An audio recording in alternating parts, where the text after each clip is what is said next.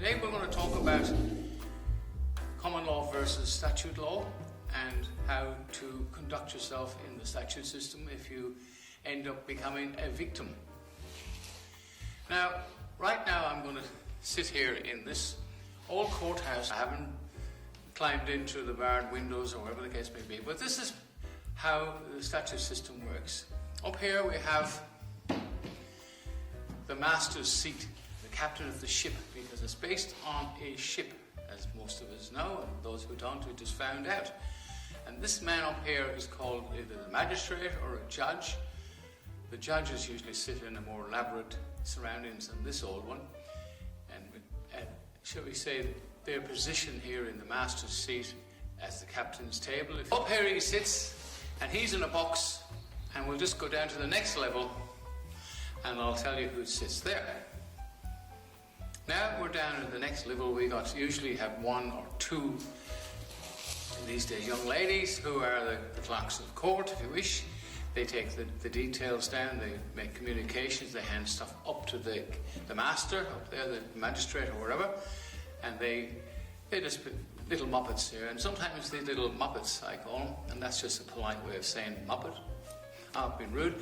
They will come down and they have told people on the lower decks in the court that oh, you can't wear a cap in here, oh, you can't wear dark glasses, and you certainly mustn't tamper with your phone. You're not using it, which is fair enough. People don't, as a rule. They turn the sound off, which is courtesy in any court or any place, for that matter. And they have no authority whatsoever. And then we'll go down to the next level. It's called the bar table. Now, look up these terms. I don't have to sit there and tell you what a bar table is. Look it up. Right? It's a bench. Okay? And the people on this level usually have the prosecution on one side or the other, and they're the people you must communicate with more than the guy up in the box, because each box, they cannot hear, they cannot see. In the bigger courts, you have a witness box. They're in a box. The jury is in another box, and the mere mortals, the victims, are basically what you are when you enter their court. You become salvage because you accepted their invitation, which came in the form of a summons to do business in their vessel in a dry dock, and you put the address of the court where that court is situation. It becomes a dry dock. Very dry. Okay, we're back up here with the magistrate. He's down there looking down at you, and you walk into that court from the lower decks, if you like, and he will ask you your name. And you're going to say, are you John, let's do the term John Michael Doe. And so John Michael Doe, are you John Michael Doe? And what are you going to say? Yes. Now you can do that, it's entirely up to you, you're under no pressure, but as soon as you do that, you have contracted with the master of this particular vessel. And whatever you say and do after that, well, you know, you've contracted. They've got you by the proverbial short and curly.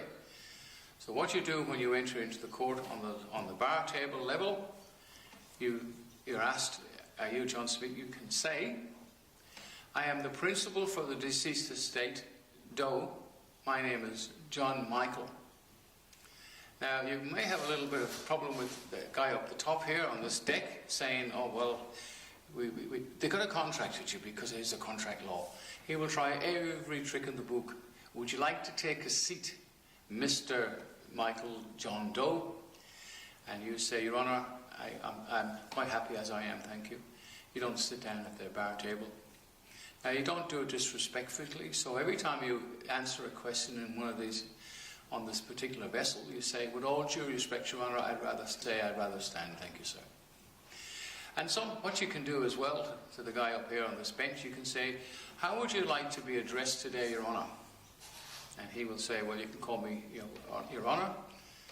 And then you can reply and say, I would like to be addressed as John Michael or just Michael. Now, you do have that right in any magistrate's court to confirm with the magistrate how you would like to be addressed. If he adds the term Mr. or Mrs., you say, I'm sorry, Your Honour, I don't I will not be contracting with that particular terminology. My name is John or Michael or Mary, whatever the case may be, and from there on you go. There's not much point getting into an argument with the guy sitting up on this bench, because after all, he's the one who can make a decision whether you go to jail or not. It's up to you down on the prosecution level to make your stand. So, all due respect, Your Honour, you've sorted the name out to accept what's going on. He'll ask you, how do you plead? And you say, not guilty. He'll ask you, why are you pleading not guilty? Magistrate will then ask you, are you pleading guilty or not guilty? And you will say, I'm talking about traffic stuff. If you're out there and you're a criminal and you've robbed and beaten somebody, I particularly don't really care what you say, because unless you're innocent. If you're innocent, you say, I'm pleading not guilty. And the magistrate will have a very strong conversation why you should plead guilty. And Your Honour, you say to Your Honour, I'd like to hear the prosecution's charge against me read out.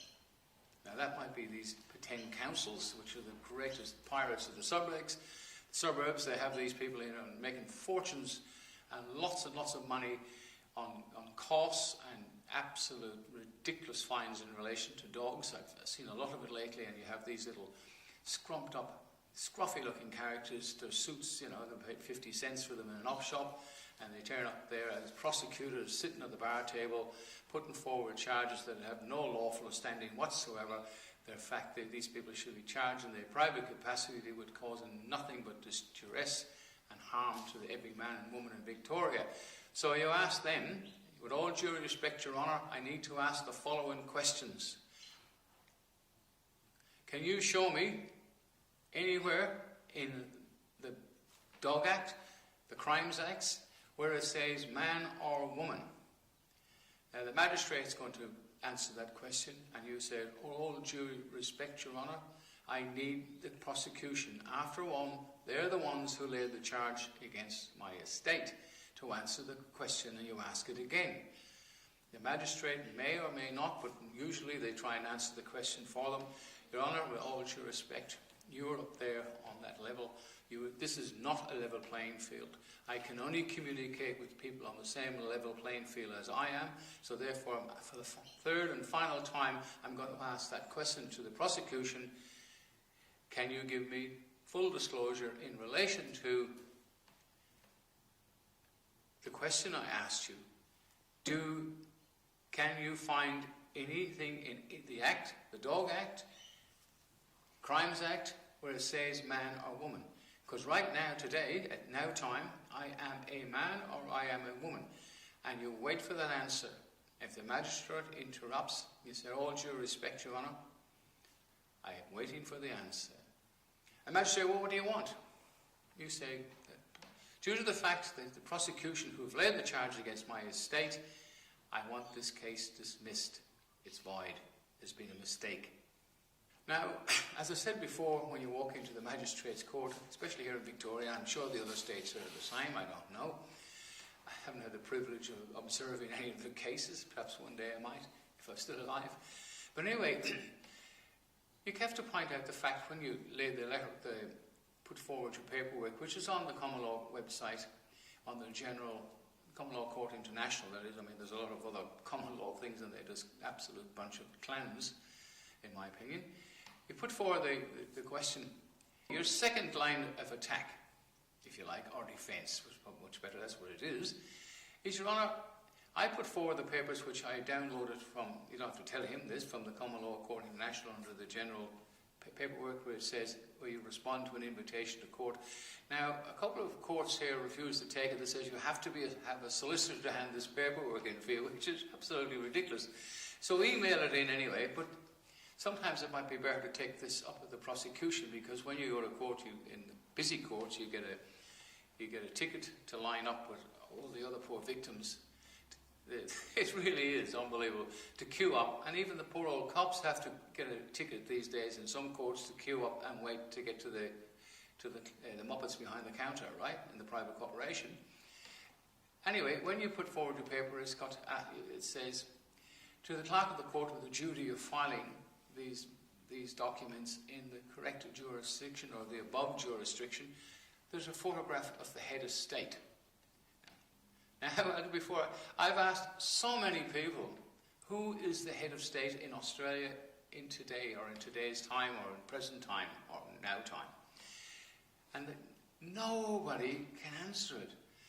Everybody says the Governor General, as I said, he's budgie. It's King Charles III. Like it or lump it, he is the head of state.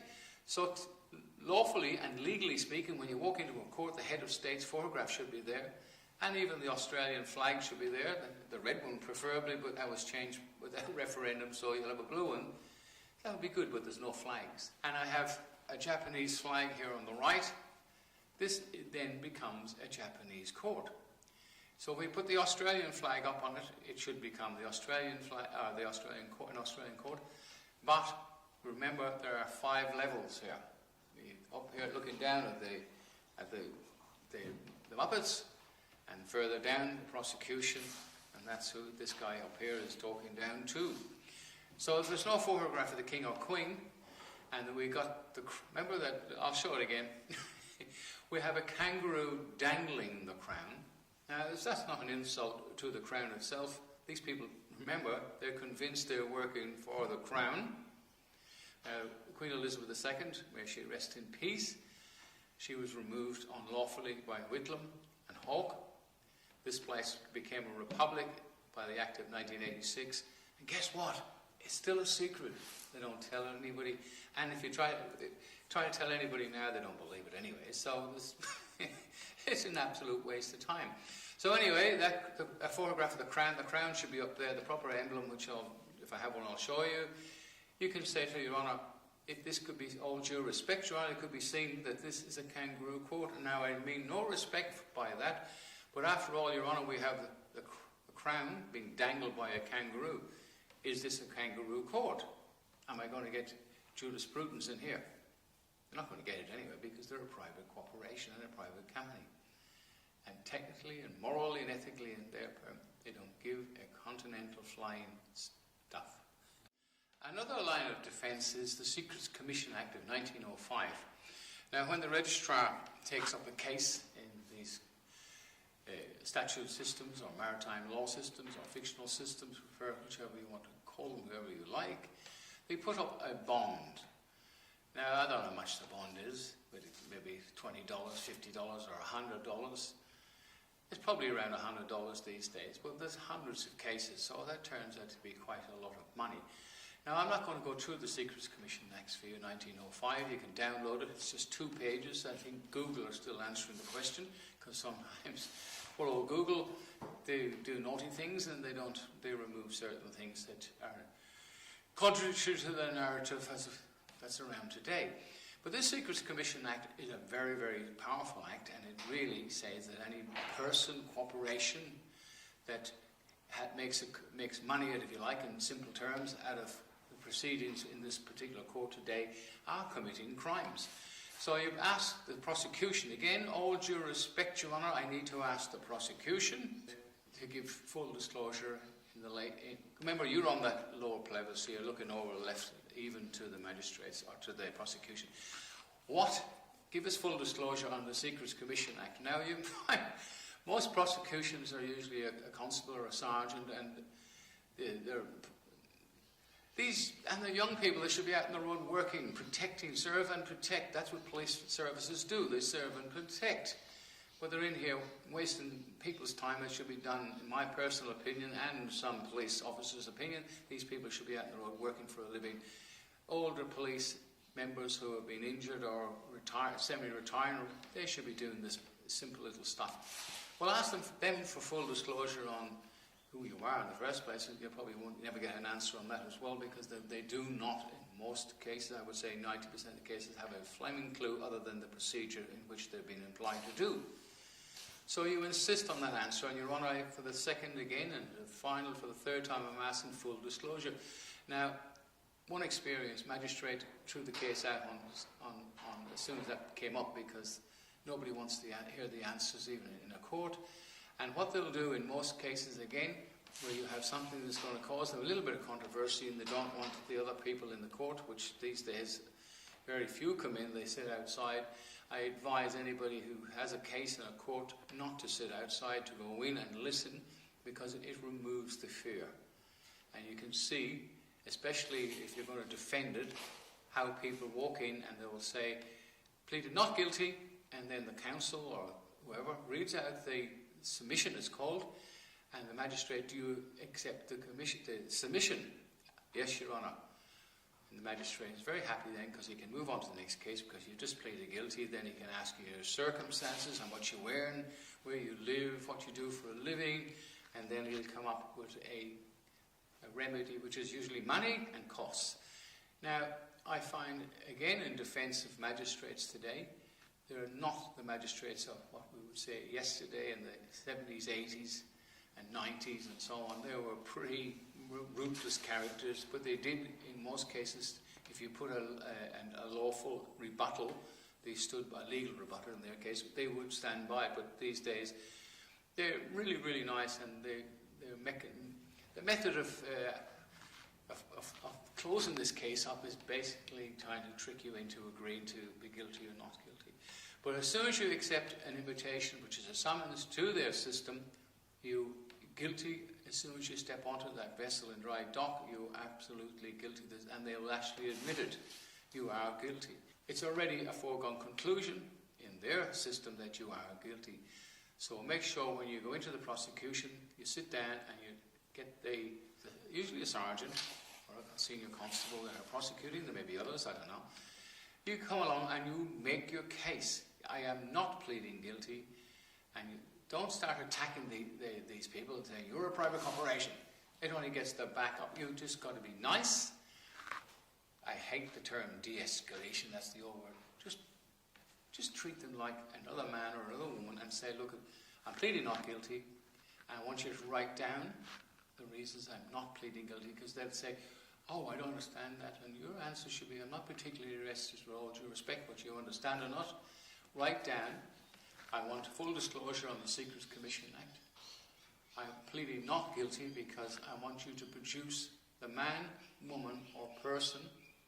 Very important to add in persons, because there's men and women and there's persons. The majority of the clowns or muppets, convinced, believe, accept their persons, because every time on the news it's person, person, person, cartoons for the children, person, person, person. It's a word, get it out of your flaming mind. Then you put forward again, I want you to produce the man, woman, who laid the charges, man, woman, or person who laid the charges against my estate. Now that could be a camera or anything, they can't produce them, but you ask for it. And then I want full disclosure on the Secrets Commission Act. That will be my defence. Now the magistrate will get that piece of paper and he will look at it, so he knows he's got a problem on his hand. And the most important thing you do is, with confidence, is to keep the peace, be polite, don't argue. I'm a living man, my name is, I'm not contracting, I'm not consenting, another idiotic bloody word. Just go in and argue a case. It's very simple and it will work. Now, the magistrate, just like an animal, I'm not saying he's an animal, but just say if it's an animal that's trapped, and when we're all trapped, we have to fight back sometimes, or most people just give up. Give them an out. If they come along and drop 5 or 3, 4 camera charges or speed trap charge, whatever the case, want to call them, and the magistrate, look, you're not pleading guilty, but if you were to plead guilty, this is what they say. They say, we will give you, I'll give you an option here. I will drop the 3 charges with no conviction if you put $100 in the poor box. Now remember, they did put a bond up there, and one way or the other, at the end of the day, just like any bank, they have to balance the books. So that would be an out, because they got the case over because they're backlogged, and they just want to get over the day. It's a hell of a job sitting in there with that lighting all day and doing television courts. Now, this is where it becomes absolutely ridiculous again. I'm off the track a little bit, but remember, by turning up in court, the presence of the body removes the flaw in the law. They cannot do Zoom courts. And there's idiots out there with common law trying to do Zoom courts. You cannot do them. They're unlawful, they're illegal, and they have no standing in law itself, any law for that matter. The presence of the body removes the flaw in the court. So you make sure that the magistrate gets this. Now, you give them an out. If he makes that kind of deal with you, now the fact you plead guilty, you look up the term guilty, it's not what it really means. There's a lot more to it than just the word guilty. If you were to plead guilty, I will drop the charges with no conviction, no court costs. If you are willing to put $90 or $100 in the poor box, I think that's a win, and you've given them an out. Now, if you don't do that, what they will do is they will say, well, okay, you're not here. We'll go ahead with the case, and they're going to fine you, convict you, and add a lot of money into the fine, and they've done it, which is stand in front of which is unlawful, illegal, but they'll do it anyway, and then you've got to go back and appeal it. But we'll appeal it to the Supreme Court if you like, because it'll die there pretty well. But take the deal, plead guilty with the charges dropped, no costs, and if you put $50. Now, sometimes they will come along and say to you, okay, what we'll do if you were to plead guilty, there'll be no conviction, and we'll drop the charges, but we'll put you on a good behaviour bond. Now, they do this a lot with councils. Now, for 6 months, and you pay the costs, which is probably $135 in Victoria for the council turn up, really, and that's what they do there. But people accept that. That's not an out. You can take it if you like, and a couple of people have done it, and they consider it a win because their dog's never going to get out again, and they're going to pay the registration for the dog and so on and so forth. But just think about it. If you don't pay that costs within a period of time, they'll give you whatever time it needs, 3 months, 2 months. They don't mind. Time is nothing. It just goes on and on. The magistrates change as they get older and stuff. But then if it comes up again, they have a record for you. Then they will fine you. So fight them politely, gently, and if you get a win, give them an out. And you walk away with no conviction and no costs other than maybe they put the money in the poor box. They've got to cover their bond. You've done a good deal. Now that you've gone through that process, the case is up there, the magistrate will come along and say, the prosecution have done all their bit, they've had the argument, and the magistrate will come along and say to you, what do you want me to do? And what you must do then is say, Your Honour, all due respect, I want this case dismissed. And that's very important, and the magistrate, in most cases, will dismiss the case. He will do his best to get some money out of you, like put something in the poor box. If he asks you to put $100 in the poor box, it's probably a good idea to agree at that stage, if you like, or if you want to do a hard nose and say, Your Honour, I decline that offer, Your Honour, on the grounds that I had no case to answer. And really, technically speaking, and lawfully, legally speaking, you can actually put claims in for the loss of time because their case has failed. But keep it simple. The old term KISS, if you get an out, give them an out, and you come out with no conviction and no fines standing against you and no court costs, you've had a bit of a win. Anyway, looking forward to catching up with you guys again. I'll do a little bit more in depth about police stops and how to deal with police when you get pulled over.